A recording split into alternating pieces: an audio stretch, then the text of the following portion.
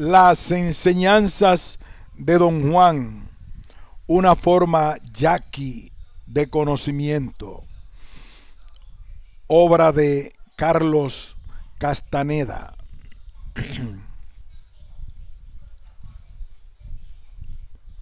Introducción.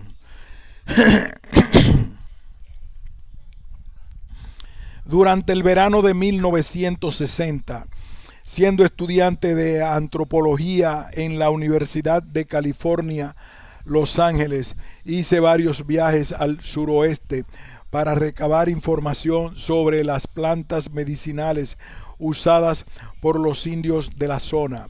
Los hechos que aquí describo empezaron durante uno de mis viajes.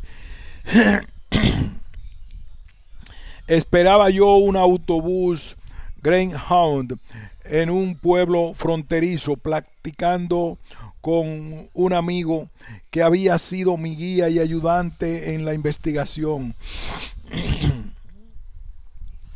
De pronto se inclinó hacia mí y dijo que el hombre sentado junto a la ventana, un indio viejo de cabello blanco, sabía mucho de plantas, del peyote sobre todo.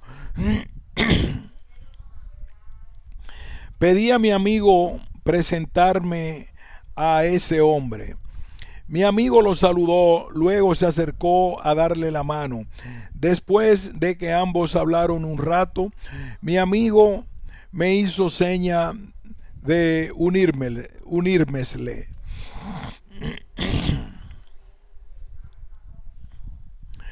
Pero inmediatamente me dejó solo con el viejo, sin molestarse siquiera en presentarnos. Él no se sintió incomodado en lo más mínimo. Le dije mi nombre y él respondió que se llamaba Juan y que estaba a mis órdenes. Me hablaba de usted. Nos dimos la mano por iniciativa mía y luego permanecimos un tiempo callados. No era un silencio tenso, sino una quietud natural y relajada por ambas partes, aunque las arrugas de su rostro moreno y de su cuello revelaban su edad. Me fijé en que su cuerpo era frágil y musculoso. Le dije que me interesaba obtener informes sobre plantas medicinales, aunque de hecho mi ignorancia con respecto al peyote era casi total. Me descubrí fingiendo saber mucho e incluso insinuando que tal vez le conviniera platicar conmigo. Mientras yo parloteaba así, él asentía despacio y me miraba, pero sin decir nada. Esquivé sus ojos y terminamos por quedar los dos en silencio absoluto. Finalmente, tras lo que pareció un tiempo muy largo, don Juan se levantó y miró por la ventana. Su autobús había llegado, dijo adiós y salió de la terminal. Me molestaba haberle dicho tonterías y que esos ojos notables hubieran visto mi juego. Al volver, mi amigo trató de consolarme por no haber logrado algo de don Juan. Explicó que el viejo era a menudo callado y evasivo, pero el efecto inquietante de ese primer encuentro no se disipó con facilidad. Me propuse averiguar dónde vivía don Juan y más tarde lo visité varias veces.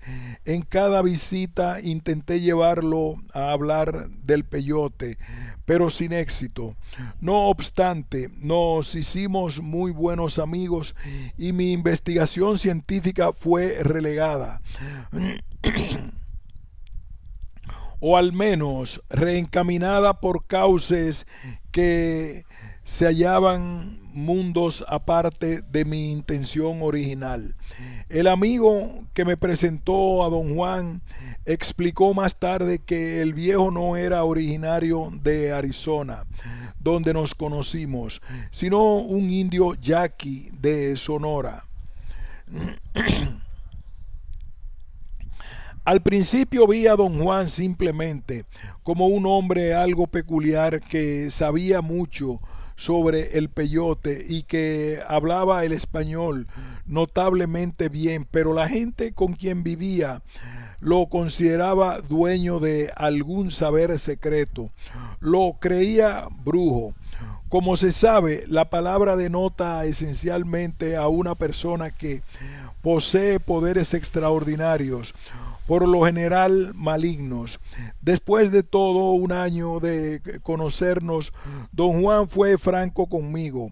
Un día me explicó que poseía ciertos conocimientos recibidos de un maestro, un benefactor, como él lo llamaba, que poseía ciertos conocimientos recibidos de un benefactor, como él lo llamaba, que lo había dirigido en una especie de aprendizaje. Don Juan, a su vez, me había escogido como aprendiz, pero me advirtió que yo debería comprometerme a fondo y que el proceso era largo y arduo. Al describir a su maestro, don Juan usó la palabra diablero. Más tarde supe que ese es un término usado solo como los indios de Sonora. Denota a una persona malvada que practica la magia negra y puede transformarse en animal, un pájaro, perro, coyote o cualquier otra criatura. En una de mis visitas a Sonora, tuve una experiencia peculiar que ilustraba el sentir de los indios hacia los diableros. Iba yo conduciendo un auto de noche en compañía de dos amigos indios, cuando vi a un animal, al parecer un perro, cruzar la carretera. Uno de mis compañeros dijo que no era un perro, sino un coyote enorme. Disminuí la velocidad y me acerqué a la cuneta para verlo bien. Permaneció unos cuantos segundos más al alcance de los faros y luego corrió a adentrarse en el chaparral. Era sin duda un coyote, pero el doble del tamaño ordinario. Hablando excitadamente, mis amigos convinieron en que era un animal muy fuera de lo común, y uno de ellos indicó que podía tratarse de un diablero. Decidí relatar aquella experiencia para interrogar a los indios de aquella zona sobre sus creencias en cuanto a la existencia de los diableros. Hablé con muchas personas, contando la anécdota y haciendo preguntas. Las tres conversaciones siguientes indican sus creencias al respecto. ¿Cree que era un coyote, Choi? Pregunté a un joven después que oyó la historia. ¿Quién sabe? Un perro, de seguro, demasiado grande para coyote. ¿Crees que pudo ser un diablero? Esos son puros cuentos. Esas cosas no existen. ¿Por qué dices eso, Choi? La gente se imagina cosas. Te apuesto a que si hubieran cogido al animal, habrían visto que era un perro. Una vez tenía yo que hacer un trabajo en otro pueblo y me levanté antes del amanecer y ensillé un caballo. De ida me encontré en el camino con una sombra oscura que parecía un animal enorme. Mi caballo se encabritó y me tiró de la silla. Yo también casi me muero del susto, pero resultó que la sombra era una mujer que iba caminando al pueblo. O sea, Joy, ¿que no crees que existan los diableros? ¿Diableros? ¿Qué es un diablero? Dime, ¿qué es un diablero? No sé, Choi. Manuel iba conmigo esa noche y dijo que el coyote podría haber sido un diablero. ¿Tú no puedes decirme qué es un diablero? Dice que un diablero es un brujo que camina de forma y toma la que quiere, pero todo el mundo sabe que eso es puro cuento. Los viejos de aquí están llenos de historias sobre diableros. No las van a hallar entre nosotros los más jóvenes. ¿Qué clase de animal piensa usted que fue, doña Luz? Pregunté a una mujer de edad madura. Eso solo Dios lo sabe, pero creo que no era un coyote. Hay cosas que parecen coyotes, pero no lo son. ¿Iba corriendo el coyote o estaba comiendo? Estuvo inmóvil casi todo el tiempo, pero creo que cuando lo vi al principio estaba comiendo algo. ¿Está usted seguro de que no llevaba nada en el hocico? A lo mejor sí, pero dígame, ¿tendría eso algo que ver? Sí, sí tendría. Se llevaba algo en el hocico. No era un coyote. ¿Qué era entonces? ¿Era un hombre o una mujer? ¿Cómo se llaman esas personas, doña Luz? No respondió. La interrogué un rato más, pero sin éxito. Finalmente dijo no saber. Le pregunté si aquellas personas se llamaban diableros y respondió que diablero era uno de los nombres que les daban. ¿Conoce usted a algún diablero? Pregunté. Conocí a una mujer, dijo, la mataron.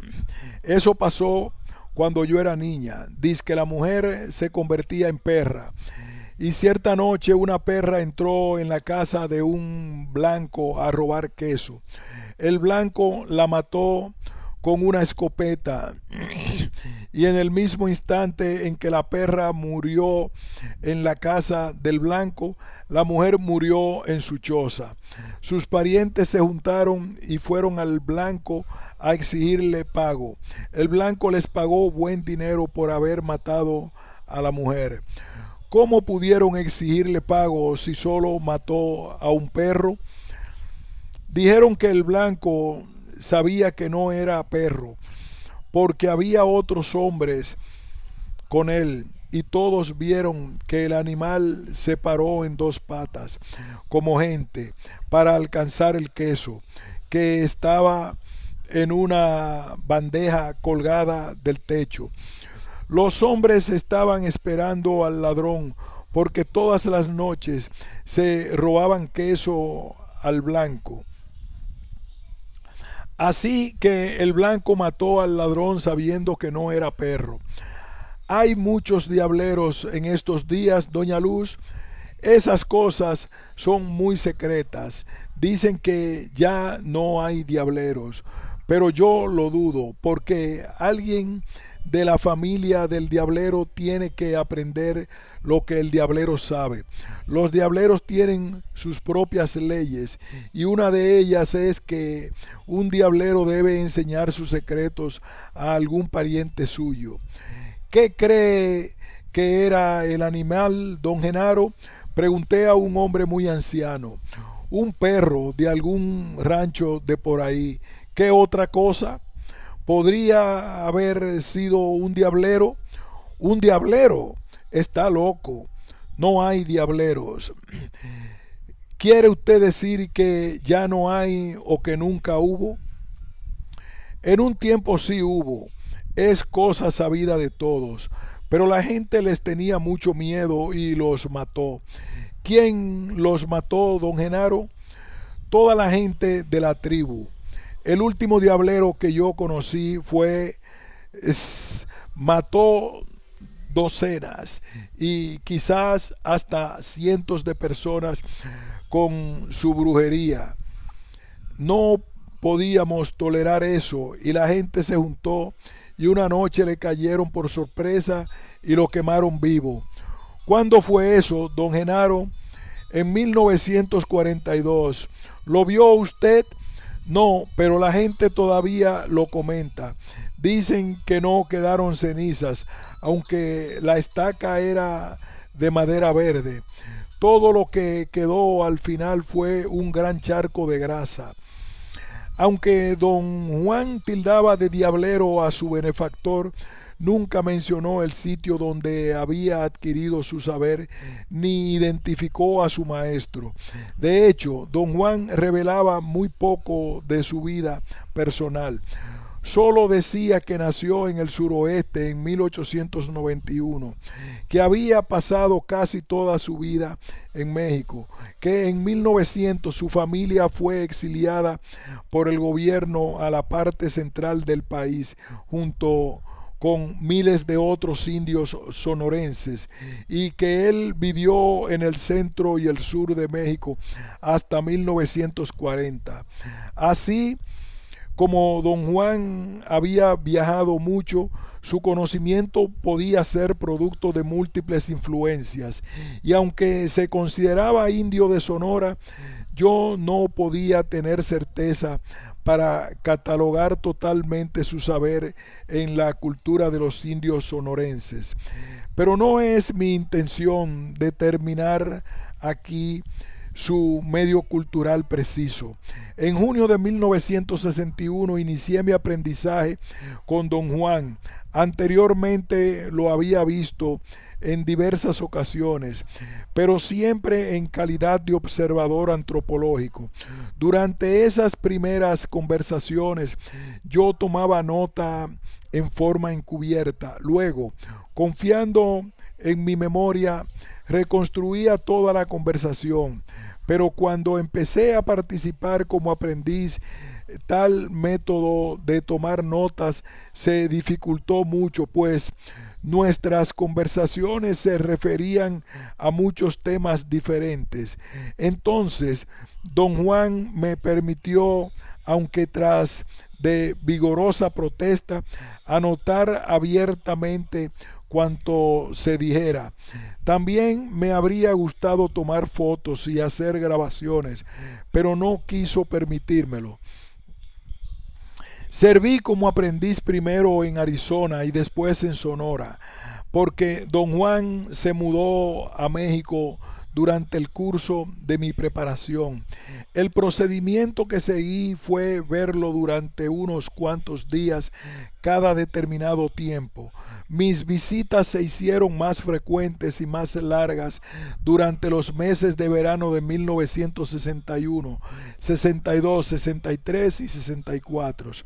En retrospectiva, pienso que este método de conducir el aprendizaje impidió que la enseñanza fuera más completa porque retrasó la venida del compromiso pleno indispensable para convertirme en brujo. Sin embargo, el método fue benéfico desde mi punto de vista personal porque me dio un poco de distancia y eso fomentó a su vez un sentido de examen crítico que habría sido imposible de lograr si yo hubiera participado continuamente sin interpretación, sin interrupción. En septiembre de 1965 interrumpí voluntariamente el aprendizaje. Varios meses después de mi retirada, medité por primera vez en la idea de ordenar sistemáticamente mis notas de campo. Como los datos que había reunido eran bastante voluminosos e incluían mucha información miscelánea, empecé por tratar de establecer un voluminoso sistema de clasificación. Dividí los datos en grupos de conceptos y procedimientos interrelacionados y dispuse tales grupos en orden jerárquico de importancia subjetiva, es decir, de acuerdo con el efecto que cada uno había tenido sobre mí.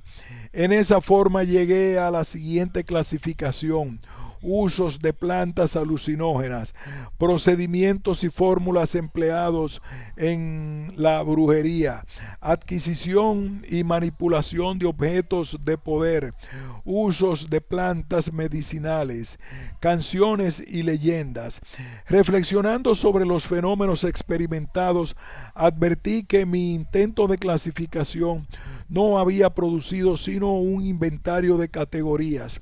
Cualquier intento de refinar mi plan no daría, por tanto, sino un inventario más complejo. Eso no era lo que yo deseaba. Durante los meses siguientes a mi abandono del aprendizaje, necesité comprender lo que había experimentado, y lo que había experimentado era la enseñanza de un sistema coherente de creencias por medio de un método pragmático y experimental. Desde la primera sesión en que participé, se me había hecho manifiesto que las enseñanzas de Don Juan poseían cohesión interna. Una vez decidido definitivamente a comunicarme su saber, procedió a hacer sus explicaciones por pasos ordenados. Descubrí ese orden y comprenderlo resultó para mí una tarea en extremo difícil. Mi incapacidad de lograr una comprensión parece haber nacido del hecho de que tras 4 años como aprendiz seguía siendo un principiante. Resultaba claro que el conocimiento de Don Juan y su método de transmitirlo eran los de su benefactor. Así, mis dificultades para comprender sus enseñanzas debieron ser análogas a las que él mismo experimentó. Don Juan aludía a nuestra similitud como principiantes en comentarios incidentales sobre la incapacidad de comprender a su maestro durante su propio aprendizaje. Tales observaciones me llevaron a creer que para cualquier principiante, indio o no, el conocimiento de la brujería se hacía incomprensible por las características extranjeras de los fenómenos que el aprendiz experimentaba. Personalmente, como occidental, dichas características me resultaron tan ajenas que me fue prácticamente imposible explicarlas según mi propia vida cotidiana, y me vi forzado a concluir que sería inútil cualquier intento de clasificar mis datos de campo en mis propios términos. Así se hizo obvio que el saber de Don Juan debía ser examinado como él mismo lo comprendía. Solo en esos términos podría manifestarse en forma convincente. Sin embargo, al tratar de reconciliar mis puntos de vista con los de Don Juan, advertí que cuando trataba de explicarme su saber, usaba siempre conceptos que lo hicieran ininteligible. Como esos conceptos eran ajenos a mí, tratar de comprender los conocimientos de Don Juan como él los comprendía me colocaba en otra posición insostenible. Por tanto, mi primera tarea era determinar el orden de conceptualización empleado por Don Juan. Trabajando en ese sentido, vi que él mismo había hecho hincapié particular en cierto terreno de sus enseñanzas, específicamente los usos de plantas alucinógenas. Sobre la base de ese descubrimiento, revisé mi propio esquema de categorías. Don Juan usó por separado y en distintas ocasiones 3 plantas alucinógenas: peyote, Lophophora williamsii, tochoache, Datura inoxia sin, de meteloicles y un hongo posiblemente psilocibe mexicana. Desde antes de su contacto con europeos, los indios americanos conocían las propiedades alucinógenas de estas tres plantas. A causa de sus propiedades, han sido muy usadas por placer, para curar en la brujería y para alcanzar un estado de éxtasis. En el contexto específico de sus enseñanzas, don Juan relacionaba el uso de la datura inoxia y la psilocibe mexicana con la adquisición de poder, un poder que él llamaba un aliado.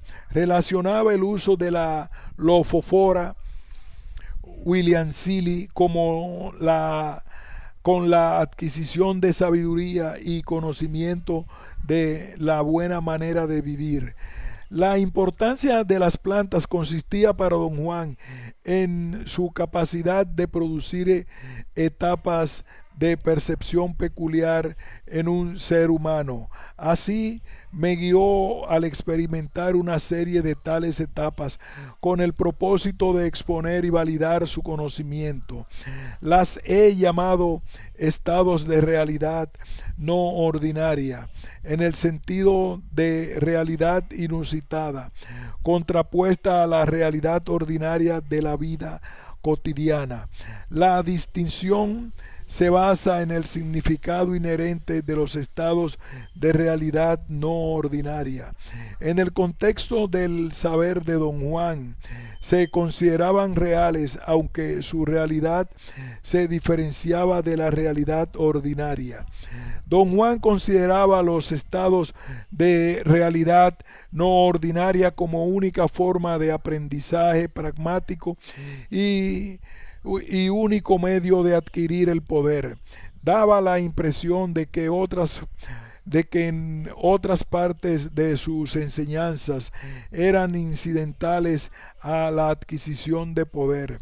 Este punto de vista permeaba la actitud de don Juan hacia todo lo que no estaba conectado directamente con los estados de realidad no ordinaria. A través de mis notas de campo hay referencias dispersas al sentir de don Juan. Por ejemplo, en una conversación insinuó que algunos objetos poseen en sí mismos cierta cantidad de poder, aunque él en lo particular no tenía ninguna aunque él en lo particular no tenía ningún respeto por los objetos de poder, decía que los brujos menores a menudo se valían de ellos. Le pregunté frecuentemente sobre esos objetos, pero pareció no tener interés en discutirlos. Sin embargo, cuando el tema se trajo a colación, en otra oportunidad consintió con renuencia a hablar de ellos. Hay ciertos objetos empapados de poder, dijo. Hay cantidades de objetos así cultivados por hombres poderosos con ayuda de espíritus amigos.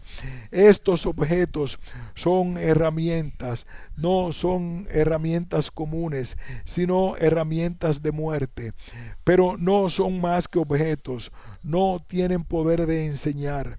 Hablando con propiedad, están en el terreno de los objetos de guerra. Están hechos para la lucha, están hechos para matar cuando se los arroja. ¿Qué clase de objetos son, don Juan? No son en realidad objetos, más bien son modos de poder. ¿Cómo puede uno obtener esos modos de poder, don Juan? Depende de la clase de objetos que quieras. ¿Cuántas clases de objetos hay? Ya te dije, docenas. Cualquier cosa puede ser un objeto de poder. Bueno, Entonces, ¿cuáles son los más poderosos? El poder de un objeto depende de su dueño, de la clase de hombre que sea. Un objeto de poder cultivado por uno de esos brujos de mala muerte es una idiotez. En cambio, un brujo fuerte y poderoso da fuerza a sus herramientas. ¿Cuáles son entonces los objetos de poder más comunes? ¿Cuáles prefieren la mayoría de los brujos? No hay preferencias, todos son objetos de poder, todos son lo mismo. ¿Usted tiene alguno, don Juan? No, respondió, solo me miró y se echó a reír. Permaneció callado largo rato y pensé que mis preguntas lo molestaban. Hay límites para esos modos de poder, prosiguió, pero de esto yo tengo la seguridad que no entiendes ni una palabra.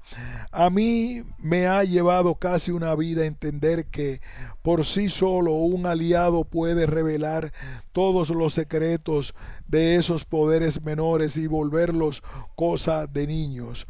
Yo tuve herramientas así en un tiempo, cuando era muy joven. ¿Qué objetos de poder tenía usted?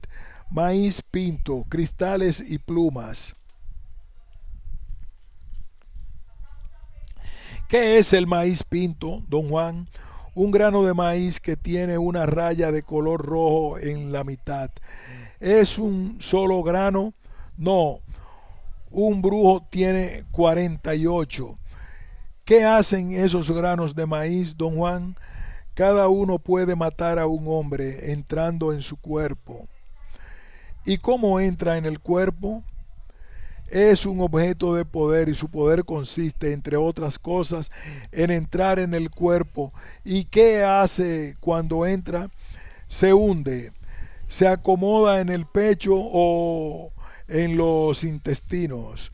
El hombre se enferma y a menos que el brujo que lo atienda sea más fuerte que él, que no hizo la brujería, muere 3 meses después del momento en que el grano de maíz le entró en el cuerpo. ¿Hay alguna manera de curarlo? El único modo es sacándole el maicito, pero muy pocos brujos se atreven a hacerlo. Puede que un brujo logre chuparlo, pero si no es lo bastante fuerte para rechazarlo, el maíz se le mete en el propio cuerpo y lo mata en lugar del otro. Pero, ¿cómo logra un grano de maíz entrar en el cuerpo de alguien? Para explicar eso debo hablarte de la brujería del maíz pinto, que es una de las brujerías más poderosas que conozco. La brujería se hace con dos maicitos. A uno se lo esconde en el botón fresco de una flor amarilla. Luego a la flor se la deja en algún lugar donde pueda quedar en contacto con la víctima. En el camino por donde él pase a diario o en cualquier parte donde acostumbre llegar. Apenas la víctima pisa la flor o la toca de cualquier manera, la brujería está hecha. El maicito pinto se hunde en el cuerpo. ¿Qué pasa con el grano de maíz después que el hombre lo toca? Todo su poder entra en el hombre y el grano queda libre. Se convierte en un maíz cualquiera. Puede dejarse en el sitio de la brujería o puede barrerse, no importa. Es mejor barrerlo y echarlo al matorral para que algún pájaro se lo coma. ¿Puede comérselo un pájaro antes que el hombre lo toque? No, ningún pájaro es tan estúpido, te lo aseguro. Los pájaros no se le acercan. Don Juan describió entonces un procedimiento muy complejo por medio del cual pueden obtenerse tales maíces de poder. Debes tener en cuenta que el maíz pinto es un simple instrumento, no un aliado, dijo. Cuando hayas hecho esa distinción no tendrás problema. Pero si consideras que esas herramientas son supremas, serás un tonto. ¿Son los objetos de poder tan poderosos como un aliado? Pregunté. Don Juan rió desdeñoso antes de contestar. Parecía estar esforzándose por tenerme paciencia. El maíz pinto, los cristales y las plumas son simples juguetes en comparación con un aliado, dijo. Un hombre necesita objetos de poder solo cuando no tiene un aliado. Buscarlos es perder el tiempo, sobre todo para ti. Tú deberías tratar de ganarte un aliado. Cuando lo logres, comprenderás lo que te estoy diciendo ahora. Los objetos de poder son como juego de niños. No me entienda mal, don Juan, protesté. Por supuesto que quiero tener un aliado, pero también quiero saber todo lo que pueda acerca de los objetos de poder. Usted mismo ha dicho que saber es poder. No, dijo categórico, el poder depende de la clase de saber que tenga. ¿De qué sirve saber cosas que no valen la pena? En el sistema de creencias de don Juan, la adquisición de un aliado significaba exclusivamente la explotación de los estados de realidad no ordinaria que produjo en mí usando plantas alucinógenas. Creía que enfocando dichos estados y omitiendo otros aspectos del saber que él impartía, yo llegaría a una visión coherente de los fenómenos experimentados. Por tanto, he dividido este libro en dos partes. En la primera presento selecciones de mis notas de campo relativas a los estados de realidad no ordinaria que atravesé durante el aprendizaje. Como he ordenado mis notas de acuerdo con la continuidad del relato, no siempre tienen una secuencia cronológica exacta. Nunca describí por escrito un estado de realidad no ordinaria hasta varios días después de haberlo experimentado, cuando ya podía tratarlo con calma y objetividad. En cambio, mis conversaciones con don Juan fueron anotadas conforme ocurrían inmediatamente después de cada estado de realidad no ordinaria. Por ello, mis informes de estas conversaciones tienen a veces fecha anterior a la descripción completa de una experiencia. Mis notas de campo revelan la versión subjetiva de lo que yo percibía al atravesar la experiencia. Esa versión se presenta aquí tal como la narraba a don Juan, quien exigía una reminiscencia completa y fiel de cada detalle y un recuento en pleno de cada experiencia.